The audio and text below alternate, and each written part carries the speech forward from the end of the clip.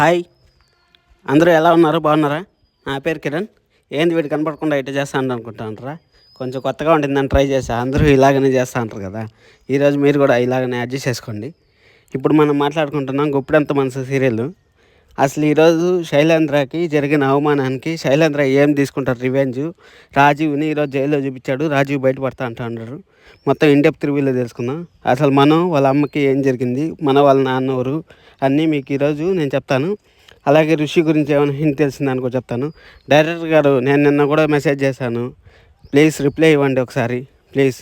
ఎందుకంటే ఋషి కోసం చాలామంది వెయిట్ చేస్తూ ఉంటారు.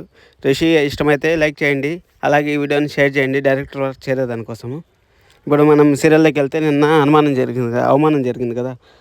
అవమానంలో ఏం జరిగిందంటే శైలేంద్రని మెడపట్టుకొని బయటకు దోసేసినట్టు చేసినారు కదా, ఒక కామెడీ యాక్టర్ లాగా చేసేసారు. అది ఎందుకు చేసేసారు అంటే, ఇంకా నువ్వు రాకపోతే మాకు బోర్ కొడతాను, మేము స్ట్రెస్ ఫీల్ అయినప్పుడు నువ్వు ఉండాలి కదా అనేసి ఒక కామెడీ యాక్టర్ లాగా చేసేస్తున్నారు. కానీ శైలేంద్ర పెద్ద విలన్ అనేసి సీరియల్లో చూపిస్తారు, కానీ మనకు చూపించిన మాత్రం కామెడీ యాక్టర్గానే చూపించారు. పాపం ఫుల్గా ముందాగేసిపోయేసి ఇంట్లో వాళ్ళ అమ్మ దగ్గర కూడా దెబ్బలు తింటారు. ఆఖరికి వాళ్ళ అమ్మ ఏం చేసావు, ఏదో గుడ్ న్యూస్ చెప్తా అనేసి అన్నావు, కానీ ఈ విధంగా చేసుకొని వస్తావు అనేసి వాళ్ళ అమ్మ బాధపడింది, వాళ్ళ భార్యను బాధపడింది. కానీ వాళ్ళ నాన్న ఏమి ఇన్వాల్వ్ చేయలేదు శైలేంద్ర వాళ్ళ నాన్నని. సరే అనేసి వాళ్ళ అమ్మని అడుగుతారు, ఏం జరిగింది, ఎక్కడ జరిగింది అని శైలేంద్రని అడిగితే, ఈ విధంగా రాజీవ్ అజ్ఞాతంలో ఉంటే నా వల్లనే బయటకు వచ్చాడు, నేనే పోలీసులు పట్టించారు, నా చేతుల్లోనే పోలీసులు పట్టించారు చేశారు, ఇంత అన్యాయం చేస్తారు అనుకోలేదమ్మా, అసలు నన్ను ఇంత మోసం చేస్తారు అనేసి అంటే, అవంతా మనం చేయాల్సింది కదా నాన్న, వాళ్ళు ఎందుకు చేశారు అనేసి వాళ్ళ అమ్మే సంకలు గుద్దుకుంటుంది. భుజాలు దడుకున్నట్టు, గుమ్మడికాయ దొంగ అంటే భుజాలు దడుకున్నట్టు వాళ్ళ అమ్మే సంకలు గుద్దుకుంటుంది. ఆ విధంగా చేసింది. సరే అనేసి అక్కడి నుంచి అది అయిపోయిన తర్వాత ఇక్కడ మనం దగ్గరికి వస్తే, నేను మా నాన్న ఎవరో కనుక్కోవాలి, ఒకవేళ జైలు నుంచి రాకుండా ఉంటే నాకు శిక్ష పడి ఉంటే నేను ఏం చేసి ఉండాలి సార్ అనేసి మన మహేంద్ర గారిని అడుగుతా అంటారు. అప్పుడు మహేంద్ర గారు, ఎందుకు అవుతుంది మనం ఆ విధంగా అవ్వదు కదా అనేసి అంటే, ఒకవేళ అయింటే అప్పుడు నాకు శిక్ష పడినా ఏం ప్రాబ్లం లేదు, కానీ ఏం జరుగుతుంది ఎక్కడ జరుగుతుందని తెలియకుండానే నేను చనిపోయేవాడిని కదా అనేసి మనం అంటాడు. అసలు మనం చెప్పేది కూడా నిజమే కదా. ఇప్పుడు వాళ్ళ ప్రయత్నం మనం చేసుకుంటాడు. అనసూయ గారు ఎందుకు నిజం దాస్తా అంటారు, అసలు ఎందుకు నిజం దాస్తా అంటారు, అసలు ఏమీ అర్థం కావట్లేదు. ఇప్పుడు మన మహేందర్ గారు వాళ్ళ నాన్న అయితే చెప్పేయచ్చు కదా, చెప్పేస్తే అప్పుడు మహేందర్ గారికి ఏమైనా ప్రాబ్లం అవుతుంది అనేసి అనసూయ గారు దాచిపెడతా ఉంటారేమో అని నాకు అనిపిస్తుంది. మీకేమైనా డౌట్ ఉంటే కామెంట్ చేయండి, చూద్దాం ఏం జరుగుతుందో.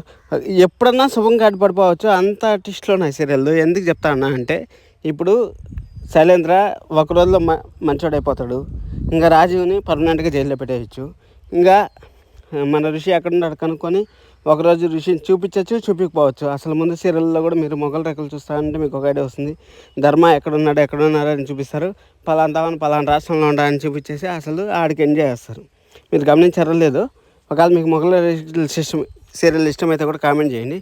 ఎందుకు చెప్తానంటే, అదేవిధంగా కూడా ఇప్పుడు రాకుండా కూడా ఎంజాయ్ చేయొచ్చు.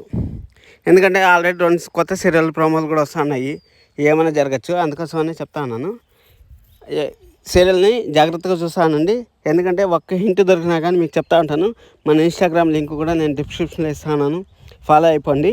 ఈరోజు నెక్స్ట్ రేపేం జరుగుతుంది సీరియల్ అంటే, ఇంకా మన రాజీవ్ని చూపిస్తారు కదా. రాజీవ్ నిన్ను వదిలిపెట్టను, నేను ఏమైనా చేసి నా సొంతం చేసుకుంటాను అనేసి రాజీవ్ వసుంధర చెప్తా ఉన్నాడు. ఇంకా రాజీవ్ బయటకు వస్తాడు. నేను ఆల్రెడీ సండే అనాలిసిస్ చెప్పాను కదా, రాజీవ్ బయటకు వస్తాడు అనేసి. ఆ రాజీవ్ బయటకు వచ్చేది అవంతా జరుగుతాయి. ఇంకా అందుకోసమని ఇలాంటి జెన్యున్ కంటెంట్ మీరు మళ్ళీ చూడాలనుకుంటే మన ఛానల్ని వెంటనే సబ్స్క్రైబ్ చేసుకోండి. మీరు ఎంతసేపు చూసారంటే ఖచ్చితంగా వీడియో నచ్చిందని అనుకుంటున్నాను. Thanks for watching my video. Please subscribe. ఇలాగే మీ ఫ్యామిలీ మెంబర్స్, ఫ్రెండ్స్కి షేర్ చేయండి. సీరియల్ ఏం జరుగుతుంది రివ్యూ కావాలనుకుంటే మన ఛానల్ వెంటనే సబ్స్క్రైబ్ చేసుకోండి. This is Kiran.